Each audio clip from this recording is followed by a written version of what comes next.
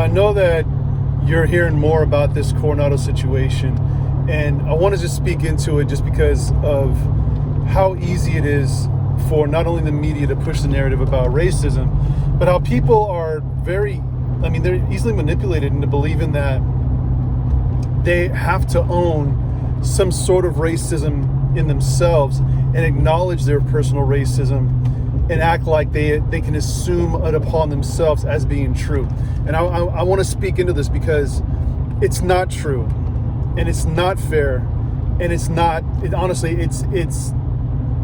manipulative. Okay, it's a manipulative assumption.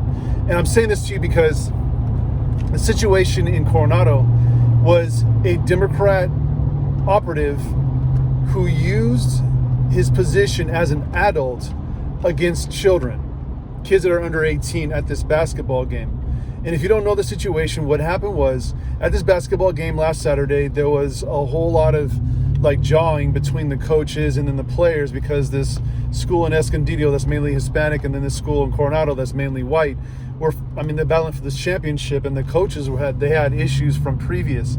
So anyway, at the end of the game, Coronado wins, a white school, and within the stands, some white kids started throwing tortillas. Well, it was said to be a racist event. Well, it turns out that the individual that gave those kids those tortillas was a Democrat socialist operative, an individual who had an agenda basically to stir up racial issues in a racially charged atmosphere already. But it was actually done for a bigger reason. The bigger reason was because the Democrats within Coronado, this Democrat club, whatever it is, I have to get the exact name.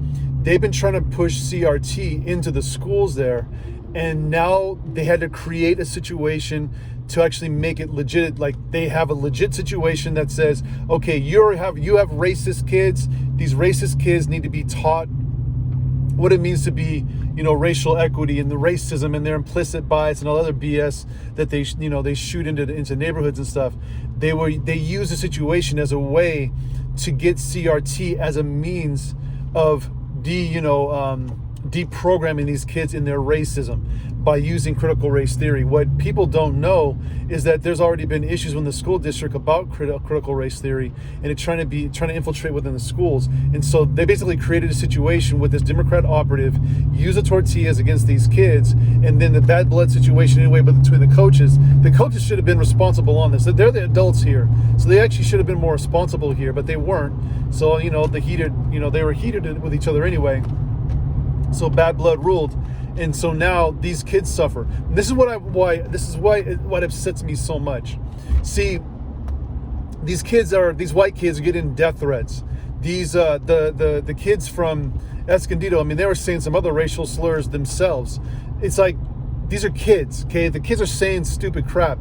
There are other kids in other cities, and I've had to actually speak into this for some other my friends in Michigan, and I had to tell them, like, look, these kids may have said something dumb or done something dumb at that period of time that doesn't mark them for the rest of their lives. And this is what critical race theory and these people who are race baiters, they want to do to these kids, whether they be Mexican, whether they be white, from either side. They want to label them as such.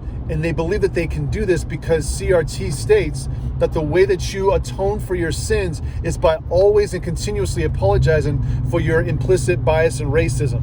Now, on its face, that's false. That's not the way that you repent for sin. And it uses Christian language, which is so it's basically heretical, and it completely maligns the Christian faith. But the way that these people, they talk to these kids, and the way that they're trying to malign these kids, is to paint them as racist for the rest of their lives. And this is why they're getting death threats. This is why these kids are going to go through a whole bunch of stuff emotionally, which just isn't fair. And it's not fair on either side. And there are people out there that say, well, it's still a racist incident. No, it's not, okay? So you can't create a situation that is racist, that's put on by adults, that they use against children, and then label it racist when you understand it was contrived.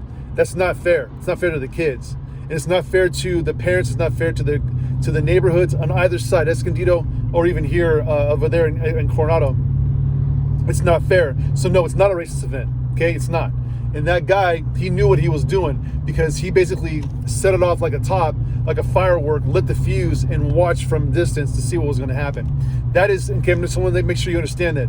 That is evil, okay? That's evil. And that's evil perpetuated upon children. That's not fair to these kids. So why do you need to know this? Because it's a tactic that's being used by Democrats right now, these Democrats, socialist activists, because they're trying to push CRT into schools, trying to press it into schools as a way to indoctrinate, a way to reprogram your children to believe things about themselves. And this is what it's worked in black neighborhoods, it's worked in white neighborhoods, it's worked in Mexican neighborhoods, it's worked that there's a victim and then a victor in that. The victors are individuals who are victimized, and then the individuals who are doing the victimization, or the victimizing, these people are the bourgeoisie, okay? And I'm using Marxist language because these are Marxists.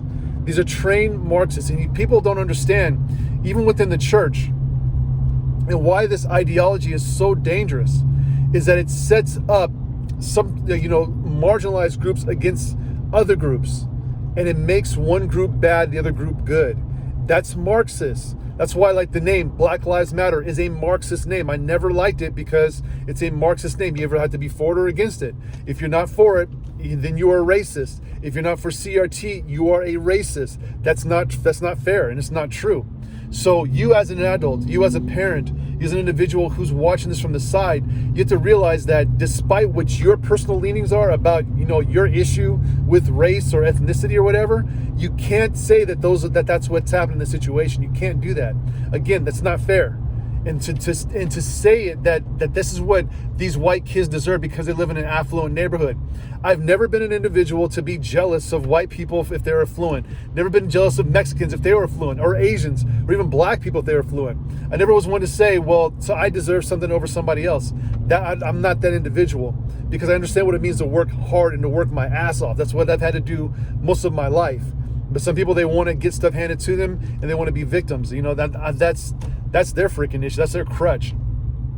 And I don't have that crutch, because I believe in the American dream, and I believe that people do have the opportunity, no matter where they're from, that even if they leave situations, that they can actually come up. Okay, so you can debate me on that if you want to. I really don't care, but that's what I believe, because I know where I came from. So anyway, I'm saying this to you because you need to know that right now the media has used this narrative in a racially charged United States of America to try to malign these kids. That's not fair to these white kids. It's not fair to these Mexican kids either, because every single one of them, they're freaking kids. Kids don't deserve that. And we as parents, as adults, these like Lorena Gonzalez and freaking Enrique Morones, whatever, these race-baiting adults are using a situation to try to push their race narrative. They are basically, ambulance chasers for racism. That's all these people are. It's unfortunate, but that's what they are. And if you ever see them pop up in your neighborhood, understand that's who they are. And they have no good. They do not mean well for anybody's neighborhood. Man, if you guys understand, race and ethnicity and all this race-baiting crap, it is a major business. It's a big business. And if you don't know that, you ain't studied Jesse Jackson or Al Sharpton. These people are freaking race baiters. So anyway, I'm saying this to you because I want you to understand this. That's what happened. That's what took place. And you as an adult need to have discernment about this stuff. Don't assume that these kids are racist. Don't assume that the district is racist. There might be some stuck up. There might be racists within the community. I'm not going to deny that. But don't try to blanket it to paint some broad swath across it because they come from an affluent neighborhood. That's not fair. You judge individuals by individual issues, not as a blanket. You don't want to be judged as a blanket. I don't want nobody judging me for, all black people doing black people stupid crap. That ain't fair. So why would I do that to white people? It's not fair. So, and I'm going to say this last thing. As you're watching this unfold, you have an opportunity to actually talk about this with your family and your kids. If you see something happen at your school, your kid's school, and you see something that just doesn't seem out of place. I remember it just didn't seem right to me, like tortillas at a basketball game like that, something seems funky. Turned out it was. Use discernment, because these folks are out there everywhere trying to push a race narrative, and they're trying to use unsuspecting children against one another and against our society. It's a means of undermining this nation, undermining our freedoms by inserting a Marxist ideology into children. The easiest way to impact the future of our nation is to press upon them. You can see what's happening in these colleges, to press upon these children communists, Marxist ideologies that go from college into high school, into middle school, and in elementary school. That's the way that these communists, they always have the long goal. We as Americans are just really freaking naive about that. The long goal has always been to impact children, to impact the youth.